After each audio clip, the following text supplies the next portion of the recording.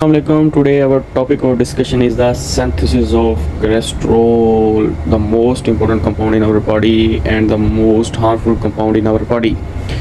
So आज हम पढ़ेंगे कि कोलेस्ट्रॉल को बॉडी में किस तरह सिंथेसाइज किया जाता है, बड़े ही सिंपल वे में, इजी और कंसेप्चुअल वे में। अच्छा, सबसे पहले हम कोलेस्ट्रॉल का स्ट्रक्चर देख लेते हैं। कोलेस्ट्रॉल के स्ट्रक्चर में यह है कि इसके अंदर 4 रिंग्स पाई जाती हैं, ए बी सी डी, और हर रिंग में कोई ना कोई स्ट्रक्चर डिफरेंट होगा। जैसे कि रिंग जो ए है उसके कार्बन नंबर 3 पर क्या होगा, उसके कार्बन नंबर 3 पर OH ग्रुप होगा, और जो रिंग बी है उसके कार्बन 5 और 6 के दरमियान डबल बॉन्ड होगा, और उसके बाद जो कार्बन डी है वहाँ पे एक लॉन्ग चेन होगी कार्बन की। आगे देखते हैं कि इसकी सिंथेसिस किस तरह स्टार्ट होती है और एंड किस तरह होती है, और सारे रेगुलेटिंग मैकेनिज्म जो हैं वो हम नेक्स्ट लेक्चर में देखेंगे। चलें, सबसे पहले तो इंट्रो देख लेते हैं। All the carbon atoms in the cholesterol are provided by acetate.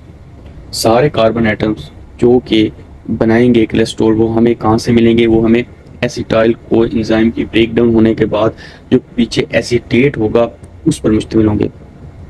And NADPH provide the reducing power. NADPH क्या करेगा, रिड्यूसिंग पावर प्रोवाइड करेगा। अच्छा, ये जो सारा प्रोसेस है ये एक एनर्जी एब्जॉर्बिंग प्रोसेस है, ना कि एनर्जी रिलीजिंग प्रोसेस। सो हम एनर्जी, इस तमाम जो बॉन्ड्स बनाने के लिए हमें एनर्जी रिक्वायर होगी, किन सोर्सेज से हमें मिलेगी। जो नंबर 1 सोर्स है वो ये है कि हम थायोएस्टर बॉन्ड की ब्रेकडाउन करा दें। अब थायोएस्टर बॉन्ड है क्या? थायोएस्टर बॉन्ड ये होती है कि जो carbonyl group of acetate plus जो सल्फर एटम पाया जाता है कोएंजाइम ए में, उसके दरमियान जो बॉन्ड होती है उसको थायोएस्टर बॉन्ड कहते हैं। जैसे कि यहाँ देखिए, कार्बोनाइल ग्रुप और sulphur group of coenzyme A के दरमियान जो बॉन्ड है थायोएस्टर बॉन्ड, और जब यहाँ से ये बॉन्ड टूटेगी तो बहुत ज्यादा एनर्जी रिलीज होगी, और वही एनर्जी आगे कोलेस्ट्रॉल की सिंथेसिस के लिए काम आएगी।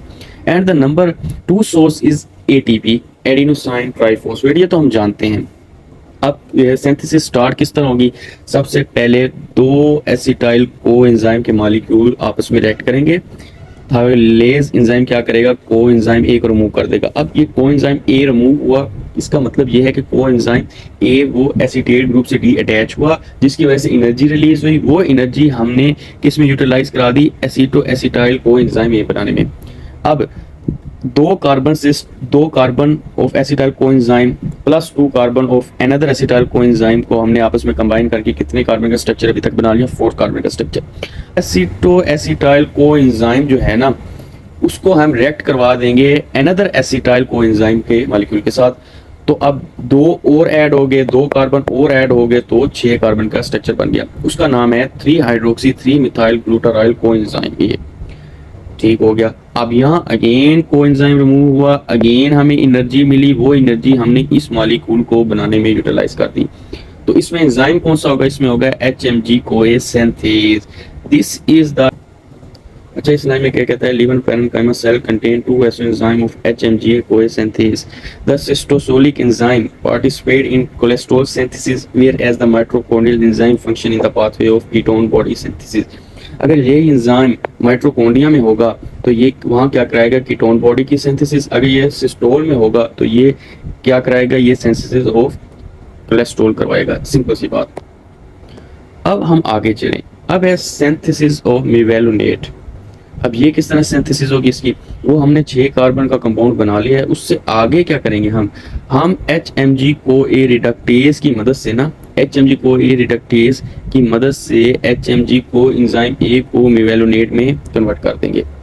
अब इसके लिए किस किस चीज़ की रिक्वायरमेंट, सबसे पहले तो को एंजाइम ए ब्रेकडाउन होगी उसकी, वो निकल जाएगा, उससे एनर्जी पैदा होगी और ये कंपाउंड हम बना लेंगे। उसके अलावा हम इस कंपाउंड की रिडक्शन करा देंगे, जैसा कि एंजाइम खुद शो करवा रहा है कि यहाँ पर रिडक्शन हुई है, और वो रिडक्शन थ्रू किसकी होगी, हम जानते हैं NADPH। बड़े मॉलिक्यूल्स को बनाने के लिए ही NADPH रिक्वायर्ड होता है।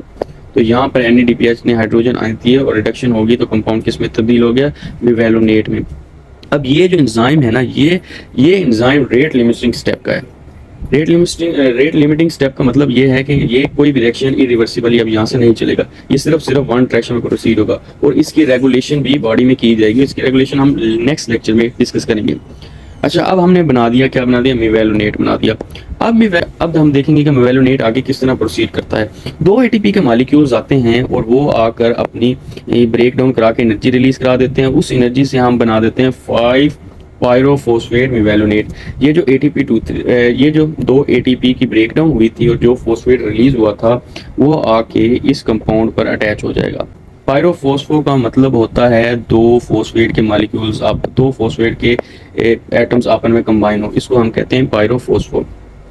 अब मेवेलोनेट को हमने कन्वर्ट करना है 5 पायरोफॉस्फो मेवेलोनेट में, तो उसके लिए हमें क्या रिक्वायर है, दो एटीपी के मॉलिक्यूल्स।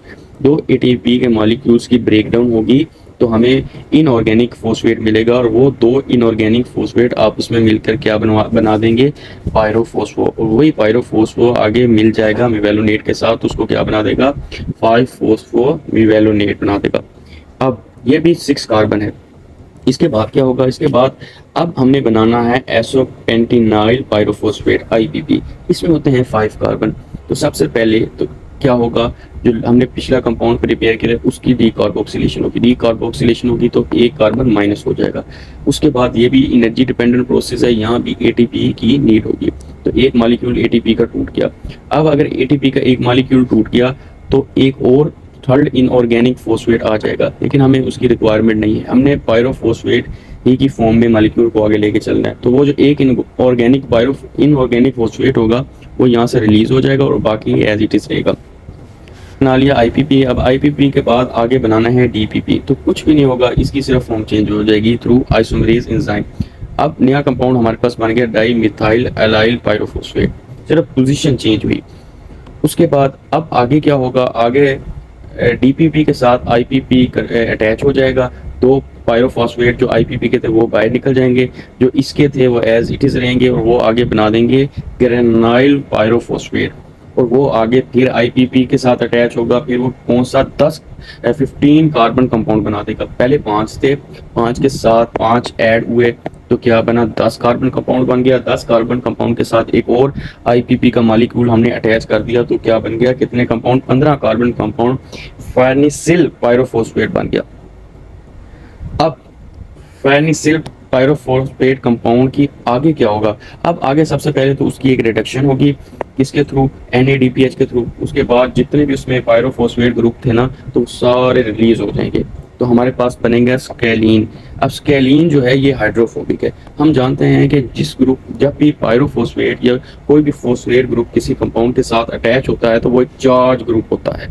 अब वो चार्ज ग्रुप वाटर लविंग होता है, हाइड्रोफिलिक होता है। जैसे ही तमाम फॉस्फेट यहाँ से रिमूव हो जाएंगे तो पीछे जो भी स्ट्रक्चर बचेगा वो नॉन हाइड्रोफोबिक होगा। अब हमने बना लिया है स्केलीन जो कि 30 कार्बन स्ट्रक्चर है और वो हाइड्रोफोबिक कंपाउंड है। अब ये तो है 30 कार्बन। हम जानते हैं कोलेस्ट्रॉल में कितने कार्बन होते हैं, 27 कार्बन। अब हमने इस 30 कार्बन को 27 कार्बन पे लेके जाना है। उसके लिए क्या प्रोसेस है, सबसे पहले तो हम बनाएंगे लेनोस्टिरोल। जो स्केलीन है वो एक स्ट्रेट चेन कंपाउंड है और जो कि लेनोस्टिरोल है वो एक रिंग लाइक स्ट्रक्चर है जिसमें 4 रिंग होती हैं। अच्छा, अब इसको हमने रिंग में तब्दील करने के लिए क्या करना है, हमने इसकी हाइड्रोक्सिलेशन करा देनी है। हमने क्या करना है, हाइड्रोक्सिलेशन। वो जो OH ग्रुप अटैच होगा स्केलीन के साथ वो साइक्लाइजेशन करा देगा किसकी, स्केलीन की, और वो कन्वर्ट हो जाएगा लेनोस्टिरोल जो कि 30 कार्बन रिंग स्ट्रक्चर है। अब इसके लिए क्या क्या चाहिए, इसके लिए एंजाइम है स्केलीन मोनोऑक्सीजिनेज। एक ऑक्सीजन जो एटम है वो हम इनकॉर्पोरेटेड करा देंगे और यहाँ पे अगेन इस प्रोसेस में रिडक्शन करा देंगे। ठीक हो गया, रिडक्शन करा दिया और एक ऑक्सीजन का एटम हमने इसके अंदर इंसर्ट करा दिया तो इसकी हाइड्रोक्सिलेशन होगी और जो 30 कार्बन स्ट्रेट चेन स्ट्रक्चर था वो अब रिंग लाइक स्ट्रक्चर में कन्वर्ट हो गया। अब इसके बाद जो final step in the making of cholesterol है वो लेनोस्टिरोल से कोलेस्ट्रॉल 30 कार्बन से 27 कार्बन पे हमने किस तरह लेके जाना है। सबसे पहले तो दो जो ग्रुप होंगे ना, देखिए जो सबसे पहले जो हम स्टेप करेंगे वो removal of 2 methyl group at carbon 4 of lanosterol से हम 2 मिथाइल ग्रुप को रिमूव कर देंगे and 1 carbon atom is remove from the side chain, और एक कार्बन एटम साइड चेन से रिमूव कर दिया जाएगा। And the reduction of double bond between carbon 24 and 25, और जो कार्बन 24 और 25 के दरमियान जो डबल बॉन्ड होगी उसकी हम रिडक्शन करा देंगे, और जो कार्बन बॉन्ड कार्बन नंबर 8 और 7 के दरमियान थी उसकी हम माइग्रेशन करा के उसको ले आएंगे कार्बन नंबर 5 एंड 6 के दरमियान। तो हम जानते हैं कोलेस्ट्रॉल में डबल बॉन्ड कहाँ पे होती है, कार्बन नंबर 5 एंड 6 के दरमियान। इस तरह ये तमाम प्रोसेस करेंगे तो हमारे पास एट द एंड क्या बचेगा, कोलेस्ट्रॉल का मॉलिक्यूल बचेगा। इस तरह होगी कोलेस्ट्रॉल की सिंथेसिस। अब जो इंपॉर्टेंट पॉइंट है वो ये है कि वो कहता है कि squalene is form from 6 isoprenoid units. अब आइसोप्रीनॉइड यूनिट्स होते क्या? Isoprenoid molecule derived from the 5 carbon isoprene units such as IPP और डीएमएपीपी। वो जो हमने दो कंपाउंड बनाए थे उसको हम, ये एक IPP and the second one is DPP, ये दोनों आइसोप्रीन यूनिट, ये आगे आइसोप्रीनॉइड यूनिट बनाते हैं। आइसोप्रीनॉइड यूनिट का मतलब होता है कि रिंग लाइक स्ट्रक्चर जो कि 5 कार्बन पर मुश्तमिल हो। समझ आ गई? अब वो क्या कहता है आगे? वो कहता है कि हमें ना एक जो है ना squalene is form from 6 isoprenoid unit, 6 isoprenoid unit से मिलकर स्केलीन बना होता है। 3 एटीपी आर हाइड्रोलाइज्ड पर मेवेलोनेट रेजिड्यू कन्वर्टेड टू आईपीपी। अब एक आइसोप्रीन यूनिट पर मेवेलोनेट को एक आइसोप्रीन यूनिट पर कन्वर्ट होने में टोटल 3 एटीपी लगते हैं। Number 1 ATP, number 2 ATP and the number 3 ATP. और वो कहता है जो ये वाला स्केलीन है ये कितने आइसोप्रीन यूनिट, ये 6 आइसोप्रीन यूनिट पर मुश्तमिल होता है। तो टोटल कितने एटीपी लगेंगे? 3 तो एक बनाने में लग गए, 3 एक और जमा 6 टोटल होते हैं। आईपीपी और डीपीपी दोनों मिला के 6 होते हैं। तो टोटल 18 एटीपी रिक्वायर्ड होंगे। टोटल 18 एटीपी रिक्वायर्ड होंगे हमें बनाने के लिए कौन सा स्ट्रक्चर? स्केलीन स्ट्रक्चर बनाने के लिए। ये अगर कभी भी तुमसे यूज आ जाए तो ये वो आपसे यहाँ से पूछ सकते हैं। तो इस तरह हम देख रहे हैं कि इस तरह हमने देखी कि किस तरह कोलेस्ट्रॉल की सिंथेसिस होती है, कहाँ से एनर्जी हमें रिसीव होती है, कौन से कोलेस्ट्रॉल की सिंथेसिस में क्रिटिकल पॉइंट्स हैं। तो अब वो एक डिजीज लिखता है, एसएलओएस डिजीज है। वो किस वजह से होती है? उसमें क्या होता है? Deficiency in the 7 डिहाइड्रोकोलेस्ट्रॉल 7 reductase enzyme, उसकी डेफिशिएंसी होती है, जिसकी वजह से जो डबल बॉन्ड की माइग्रेशन है, जो 8 to 7 कार्बन से उसकी माइग्रेशन होकर 5 to 6 डबल बॉन्ड में कन्वर्जन हो जाती है, वो नहीं हो सकती। तो इस वजह से क्या होता है कि कोलेस्ट्रॉल की सिंथेसिस नहीं मुमकिन। तो इसके लिए हमारे पास डिफरेंट एम्ब्रियोनिक लाइफ की स्टेज पे हमें डिफरेंट डिजीजेस हो सकती हैं। उसमें से एक सिंड्रोम है एसएलओएस, इसमें जो ब्रेन के सेल्स नॉर्मल वर्क नहीं करते हुए, मतलब कोलेस्ट्रॉल हम जानते हैं कि डिफरेंट चीज़ें बनाने में इस्तेमाल होता है। वो चीज़ें नहीं बनेगी तो ऑटोमेटिकली बॉडी में कोई ना कोई डिफेक्टिव केस होगा।